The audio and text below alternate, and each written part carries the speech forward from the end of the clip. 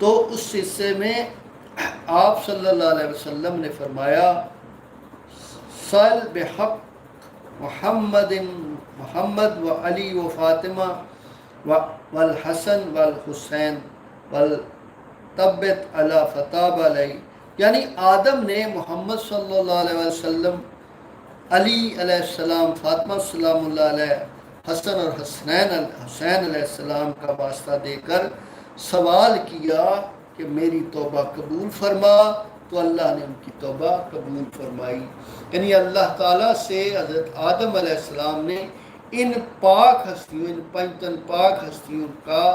واسطہ دے کر اللہ سے معافی مانگی، تو ان کی توبہ جو ہے